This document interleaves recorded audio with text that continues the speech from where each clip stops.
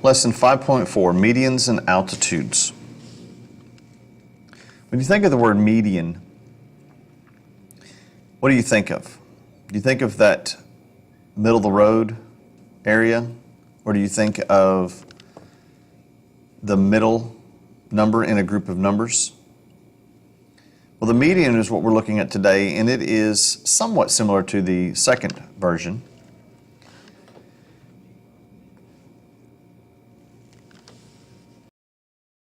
So a median in a triangle is a segment whose endpoints are a vertex and the midpoint of the opposite side. So the median, once again, it meets at the midpoint of one of the sides of the triangles, and the other side is at a vertex. So let's look at some properties of medians. The triangle has three medians. You got three vertices, therefore you can have three medians. One that starts at each vertice and goes to the midpoint of the opposite side. So they all meet at one point, which is called concurrent. Okay, so a triangle has three medians that are concurrent, and that point that they meet, which they're concurrent, is 2/3 of the distance from the vertex to the midpoint of the opposite side. So in this case, we say that DC is equal to 2/3, the length of D to C is 2/3 the length from D to J. And from E to C is 2/3 the distance from E to G. And F to C is 2/3 the difference from F to H.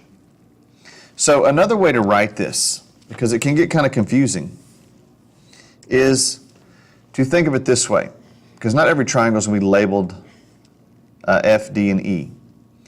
We're going to say that the distance from the vertex, let's go with a different color here, vertex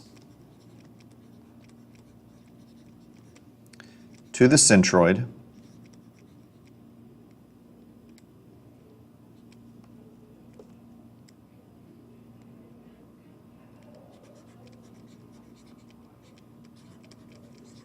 and the centroid is the point at where all these three, where the medians are concurrent. So the vertex to the centroid is equal to 2/3 the distance of the median.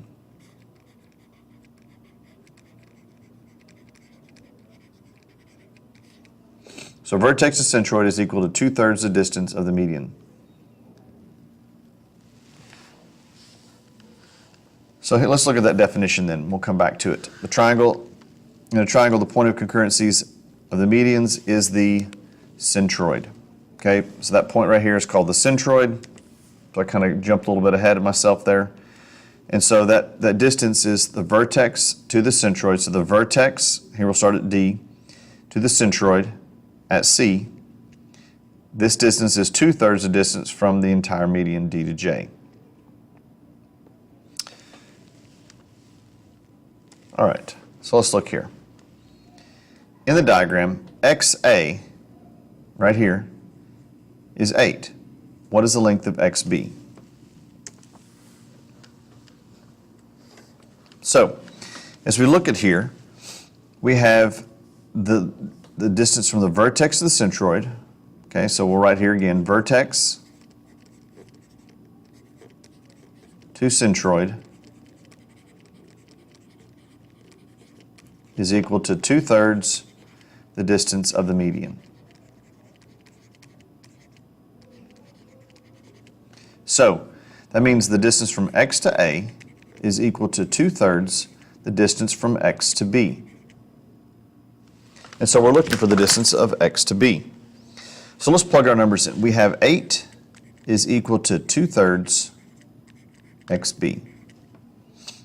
So how do we get rid of this 2/3? Well, we're going to multiply by the reciprocal to get rid of it. So we're going to multiply this whole side by 3/2. That cancels out your 3, cancels out your 2, and you're left with just XB. So if we do it over here, we got to multiply it over here. So we have 8 times 3/2 over here. So since we're multiplying fractions, I'll make my 8 a fraction by putting it over 1. And 2 goes into 8 4 times, and 4 times 3 is 12. So the distance from x to b is equal to 12, which means the distance of my median is 12. So if this is 8, then this is going to be 12. So if we have this right here, the distance is 8, well, this distance has got to be 12, so that means this distance is 4. The distance from the centroid to the median is, or to the midpoint, is 1/3 of the distance of the entire median. From the vertex to the centroid, it is 2/3 of the distance. So one trick is to find the 1/3 distance.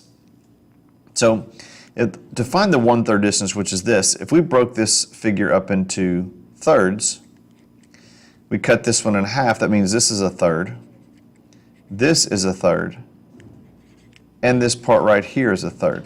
So these are 3/3. From the vertex to the centroid makes up a longer piece, which is going to be 2/3. This is going to be the 1/3. So it all depends on what they give us. They gave us this side as 8. 8 is the 2/3 length. So to find the 1/3 length, I would divide it by 2. Cut it in half. That means it's 4. That means this segment would be 4 here, this segment would be 4 here, and this segment would be 4 here. So your total segment would be 4 times 3, which is going to give us 12. So that's just one way to look at it. Now you can set it up like this and work it out algebraically, but you can also do it by just finding the 1/3 distance. Okay, if they give us the entire median, that means they gave us the 3/3 distance. So we divide it by 3 to get each 1/3, and we can find each part. So let's take a look at another one.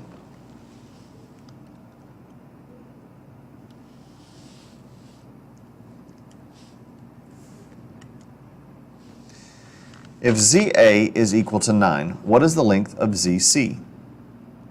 Okay, so I want you to try this one. Try this one on your own. Pause your video, come back and check your answer when you're done. All right, so the distance from Z to A is the 2/3 distance. So it's 2/3 the distance from Z to C. We're looking for Z to C. So we set it up and we put in 9 equals 2/3 ZC. We get rid of the 9 or 2/3 by multiplying by 3/2 on both sides. That gives us 3 times 9 is 27, 2 times 1 is 2. And so we divide it by 2. 27 by 2 is 13.5. 13.5 is equal to ZC. So let's look at it the other way if we just talk about the 2/3 distance. If this distance is 9, then if we find the 1/3 distance here, we're going to have to break this in half. So 9/2 is equal to 4.5. Means this segment is 4.5, this segment is 4.5, and this segment is 4.5. So if you're looking for the entire segment, you can do 4.5 times 3, and that gives us 13.5. So just two ways to work it. And so one way you're working it algebraically, the other way you're finding the 1/3 distance. To me, the 1/3 distance seems a little bit easier, a little less work to do. Now, if they're giving us numbers, we can definitely do the 1/3 distance. If they give us a variable expression for a number, we have to work it out algebraically. So you need to know how to do both parts. Let's try another one. This time it says AB is 7. What is the length of XA? So I want you to try to figure this out. Pause your video, come back and check your answer when you're done. All right, so if we take this, what we do is we take the vertex of centroid X to A is equal to 2/3 the length of the median, X to B. The problem is the section we've been given is AB, which is this segment from here to here. Now, if this is the 2/3 segment, then this has to be the 1/3 segment. So we could write a new equation saying that AB is equal to 1/3 XB. Solve for XB by, once we plug in 7 for AB, multiply both sides by 3, and get that the length of XB is 21. So the whole median is 21. Now, if this is 7, then we take 21 minus 7, and that gives us this length is 14. So we're using the segment addition postulate to find this missing length. So we had to subtract, and we get XA is 14. Now, the other way to do this is if you just think of the 1/3 distance. Identify the 1/3. Well, AB is our 1/3 distance, which means that this is our 2/3 distance, so you're going to take 7 times 2 and give us 14. If they wanted the entire median, so this would be for AB, or this would be for XA. If they wanted the entire median of XB, you would just take and multiply 7 times 3, because there are 3/3 in the full line, so that gives us 21. So once again, there's two ways to work it. Both ways are correct. One way is kind of mentally. This way is where you're working it algebraically.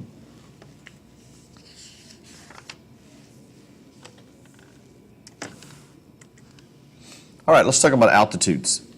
The altitude of a triangle is the perpendicular segment from a vertex. It's like the height of a triangle. The altitude is the same thing as the height. So it's the perpendicular segment from the vertex of a triangle to the line containing the opposite side. In medians, they're all inside the triangle. In altitudes, they can either be inside, they can be outside, or they can be one of the sides of the triangle.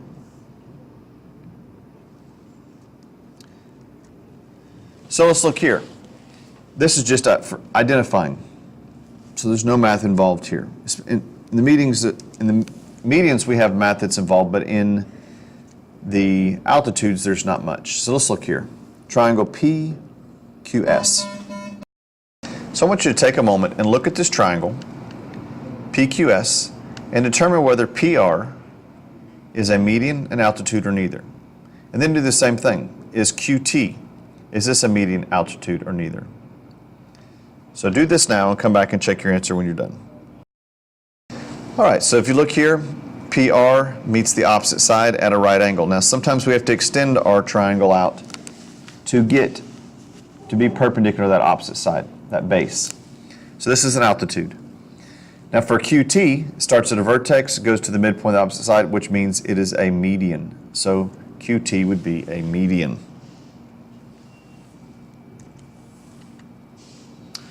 So try part C. For triangle ABC, each segment is a median, altitude, or neither. So tell me what AD is, EG, and CF. So pause the video and come back and check your answer when you're done. All right, so let's see how you did. So if you said median for AD, you were correct. It starts at a vertex. It goes to the midpoint of the opposite side. Now let's look at EG. EG starts at the midpoint of the opposite side, but G is not a vertex, so this one is going to be neither. And CF, this is going to be an altitude. C starts at here, the vertex goes to the opposite side at a right angle, so therefore it is an altitude. So for the most part, when we're looking at altitudes, we are going to be just identifying which one is what. So let's look here at what type of situations we're going to run into with altitudes. The lines that contain the altitudes of a triangle are concurrent at the orthocenter. This is called the concurrency of altitudes theorem. So if you have an acute triangle, your altitudes will meet inside the circle. If you have a right triangle, your altitude will meet at, your orthocenter would be here at the right angle. And if you have an obtuse triangle, your orthocenter is going to be located outside the triangle. So if it's an acute, it's inside. Right triangle at the right angle, and obtuse triangle is going to meet outside. Now notice here in the obtuse, we have to extend our base twice to create that altitude. And as you continue on past that base, they'll all meet at one point, common point, outside. So let's look at how we're going to find the orthocenter. Triangle ABC has vertices of A, 1, 3, B, 2, 7, and C, 6, 3. What are the coordinates of the orthocenter? So the first thing we need to do is we need to plot our points. So let's do that now. I'm going to find my first point here at 1, 3. So 1 on the X, 3 on the Y. This is point A. Then I look at B, 2 and 7. And then we have point C, which is at 6 and 3. So as I connect the dots here to create my triangle, Notice here that A and C both have a y-coordinate of 3. Therefore, it creates a horizontal line. So, as we start to identify the orthocenter, we're looking for where the altitudes meet. So if you have a horizontal line, you could draw a vertical line to make it perpendicular to it. So the easiest way to do this, we'll start with B and draw a line from B across the other side at a right angle. So remember, any perpendicular line or any vertical line is perpendicular to any horizontal line. So this is a right angle here. So this is one altitude. So now we want to figure out either going to go from vertex C to this side or from A to this side. So it doesn't matter which side. So let's try A. See where it's going to meet the opposite side. So in order to do this, we have to determine the slope of this, because if you remember, this goes back to when we did perpendicular lines. Two lines are perpendicular if their slopes are negative reciprocals of one another. So let's find the slope of line BC. Now, because we have a graph, we can actually look at it. So for BC, our slope is going to be rise 1, 2, 3, 4, and go left 1, 2, 3, 4. So we rose 4, and we ran negative 4. Well, if you simplify this, this becomes a negative 1, which means our slope is 1 to 1, up 1 over 1. So if we're going to make a slope that's going to be the negative reciprocal of 1, that means our slope for A, and we'll call it D over here, we're going to create a point D. This one should be a positive 1, because 1 times a negative 1 gives me a negative 1 product. That means my slope is going to be up 1 over 1.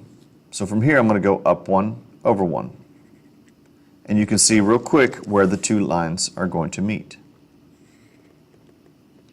So when I draw this across here, it goes through this. This is going to be perpendicular with this side here. And therefore, this coordinate right here becomes our orthocenter. And the coordinates at this point are at 2 and 4. So the orthocenter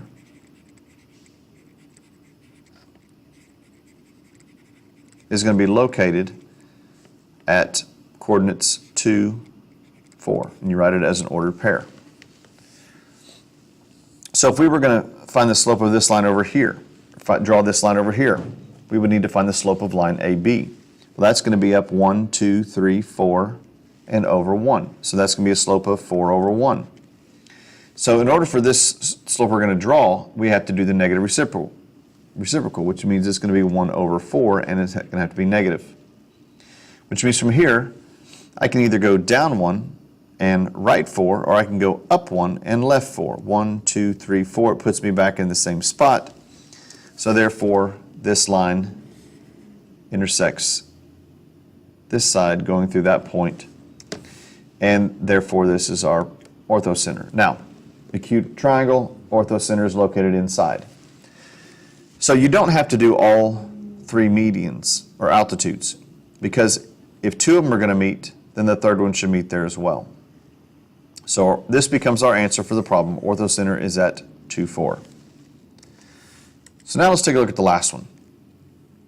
Triangle DEF has vertices at D12, E16, and F42. What are the coordinates of the orthocenter of triangle DEF? So you guys graph it on here and find the orthocenter. All right, so if you look here, we drew this and we have a horizontal line here, a vertical line here. And since what we've created is a right triangle. So since triangle DEF is a right triangle, then our orthocenter is going to be located at the right angle, because they're all perpendicular to this point here. And so D is the point D, which is at 1 and 2, becomes our orthocenter. All right, so this concludes our lesson on medians and altitudes.